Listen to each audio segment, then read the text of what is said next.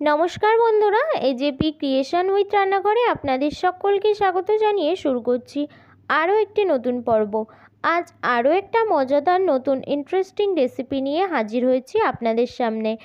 আজ আমি বানাবো হারা ভাড়া কাবাব রেসিপি। চলুন তাহলে আর বেশি দেরি না করে রেসিপিটি শুরু করা যাক। আর রেসিপিটি শুরু করার আগে প্রত্যেকবারের মতো আপনাদের কাছে একটাই অনুরোধ, রেসিপিটি প্রথম থেকে একটু স্কিপ না করে শেষ পর্যন্ত দেখতে থাকুন এবং রেসিপিটি ভালো লাগলে অবশ্যই একটা লাইক করে চ্যানেলটিকে সাবস্ক্রাইব করার অনুরোধ রইল। হাড়া ভাড়া কাবাব রেসিপিটি বানানোর জন্য এখানে কিছু মটরশুঁটি আমি ছাড়িয়ে নিয়েছি আর নিয়ে নিয়েছি পালং পাতা। এই দুটোকে ভালোভাবে ধুয়ে পরিষ্কার করে নেব। মটরশুঁটি আর পালং পাতাটা অর্থাৎ পালং শাকটা সিদ্ধ করে নেওয়ার জন্য এখানে আমি কড়াইতে জল গরম হতে বসিয়ে দিয়েছিলাম। জলটা আমার একটু গরম হয়ে গেছে। এই পর্যায়ে মটরশুঁটি দিয়ে দেব। মটরশুঁটিগুলো এইভাবে উপরে ভেসে উঠলে দিয়ে দিতে হবে সামান্য একটু নুন। নুনটা দেওয়ার পর তারপর ধুয়ে রাখা পালং পাতাগুলো এখানে দিয়ে দেব।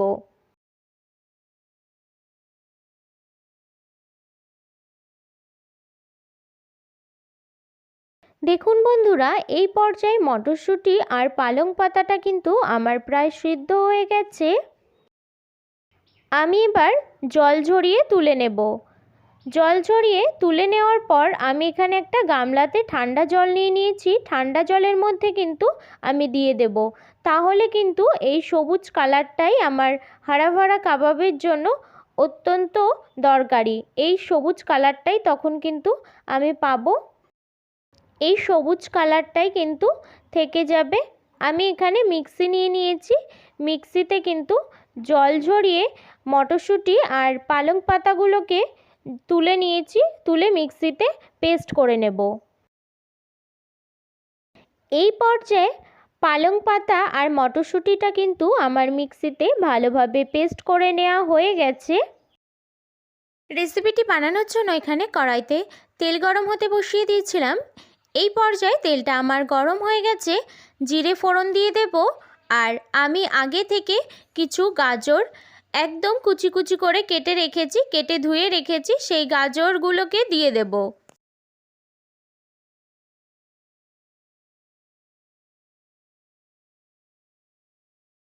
আমি এখানে একটু বড় বড় সাইজ করে লম্বা লম্বা করে কুচি কুচি করে এখানে আদা কুচিয়ে রেখেছিলাম, সেই আদা কুচিটা দিয়ে দেব।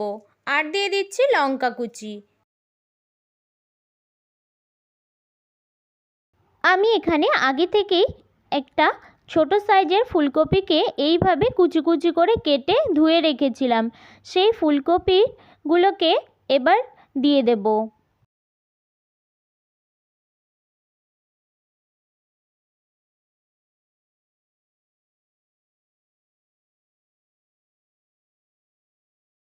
স্বাদ অনুসারে নুন দিয়ে দেব।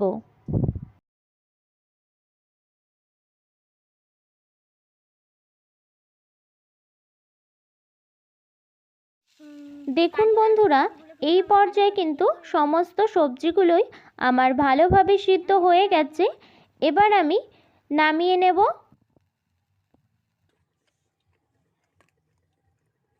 তারপর এটাকে একটু ঠান্ডা হতে দেব। এই পর্যায়ে এটা কিন্তু আমার ঠান্ডা হয়ে গেছে। এবার সিদ্ধ করে ম্যাশ করে রাখা আলু দিয়ে দেব। ধনে গুঁড়ো দিয়ে দেবো 1 চামচ। এখানে 1 চামচ ধনে গুঁড়ো দিয়ে দেব আর 1.5 চামচ কাশ্মীরি লঙ্কা গুঁড়ো দিয়ে দেব। আরও 1 চামচ ধনে গুঁড়ো দিয়ে দেব। আমি এখানে গোটা ধনেকে শুকনো খোলায় একটু পিষে নিয়েছি। তারপর সামান্য পরিমাণে একটু হলুদ গুঁড়ো দিয়ে দেব। মটরশুঁটি আর পালং শাকের যে পেস্টটা বানিয়ে রেখেছি সেই পেস্টটা এবার দিয়ে দেব।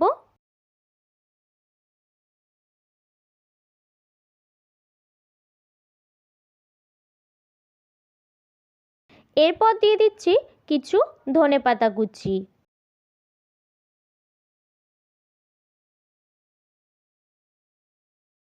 তারপরে দিয়ে দিচ্ছি হাফ চামচ গরম মশলার গুঁড়ো,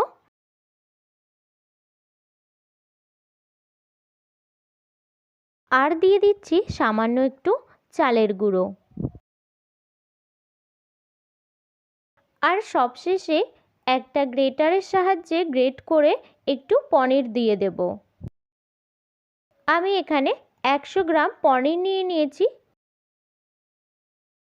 এই পর্যায়ে পনিরটাও আমার গ্রেট করে নেওয়া হয়ে গেছে। এবার সমস্ত উপকরণগুলোকে ভালোভাবে হাতের সাহায্যে একসাথে মিশিয়ে নেব।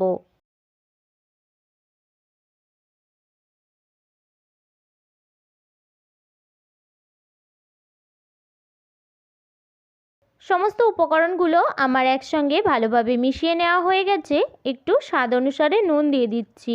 নুনটা দেওয়ার পর সামান্য একটু চালের গুঁড়ো আমার এখানে প্রয়োজন, সেই জন্য আমি একটু চালের গুঁড়ো দিয়ে দিচ্ছি। আপনাদের প্রয়োজন থাকলে দেবেন, না হলে কিন্তু দেবেন না।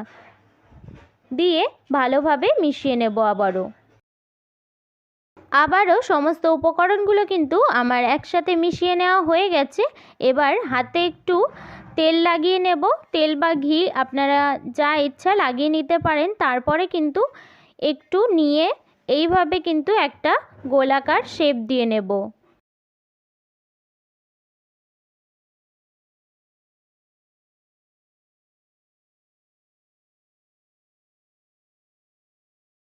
এই পর্যায়ে কাবাবের আমার গোলাকার শেপ দিয়ে নেওয়া হয়ে গেছে। এবার মাঝখানে একটা কাজু বসিয়ে দেব।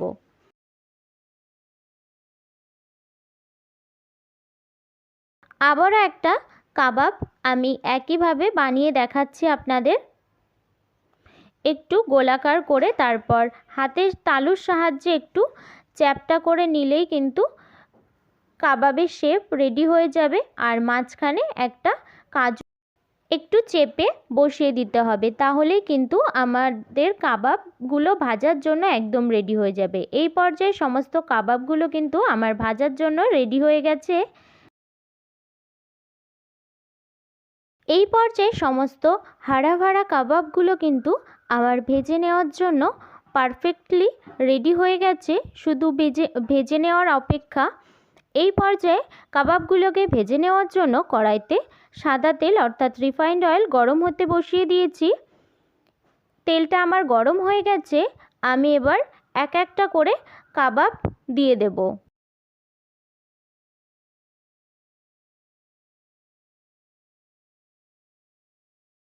কম আঁচ দিয়ে কাবাবগুলোকে ভেজে নিতে হবে। ভালোভাবে উল্টে পাল্টে কিন্তু দুই পিঠই ভেজে নিতে হবে। এই পর্যায়ে দেখুন কাবাবগুলো কতটা ফুলে উঠেছে। এইভাবে করে কিন্তু একটা চামচের সাহায্যে আস্তে আস্তে সাবধানে উল্টে দিতে হবে।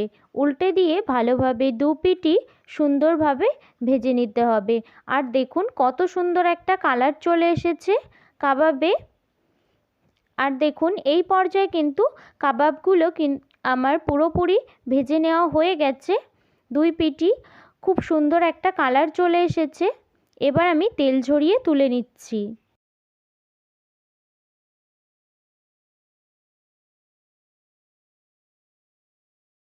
এবারে সমস্ত কাবাবগুলোকে একইভাবে ভেজে নিতে হবে।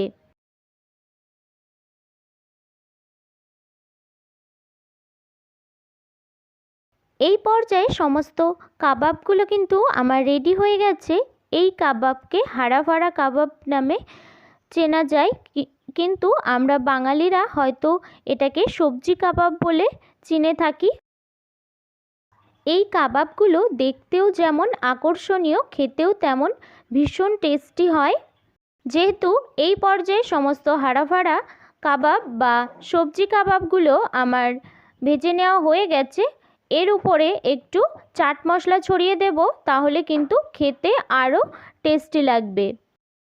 আমার এই নতুন কাবাবের রেসিপিটি যদি আপনাদের ভালো লেগে থাকে তাহলে অবশ্যই একটা লাইক করে দেবেন এবং বেশি বেশি করে সবার সাথে শেয়ার করে আমার পাশে থাকবেন। আর বাড়িতে বানিয়ে খেয়ে আমাকে জানাবেন এই রেসিপিটি আপনাদের কেমন লেগেছে আর কতটা ভালো লেগেছে। আর আপনি যদি আমার চ্যানেলে নতুন বন্ধু হয়ে থাকেন এবং আরও নিত্য নতুন ইন্টারেস্টিং মজাদার রেসিপির আপডেট পেতে চান, তাহলে প্লিজ আমার চ্যানেলটিকে সাবস্ক্রাইব করে পাশে থাকা বেল আইকনটি প্রেস করে অল নোটিফিকেশন অন করে রাখবেন, যাতে সমস্ত ভিডিওর আপডেট আপনি ঠিক সময়ে পেয়ে যান। আজ এই রেসিপিটি এই পর্যন্তই। আরও একটি মজাদার নতুন কোনো ইন্টারেস্টিং রেসিপি নিয়ে আপনাদের সাথে দেখা হবে আরও একটি নতুন পর্বে। সবাই সুস্থ থাকবেন, ভালো থাকবেন এবং সাবধানে থাকবেন।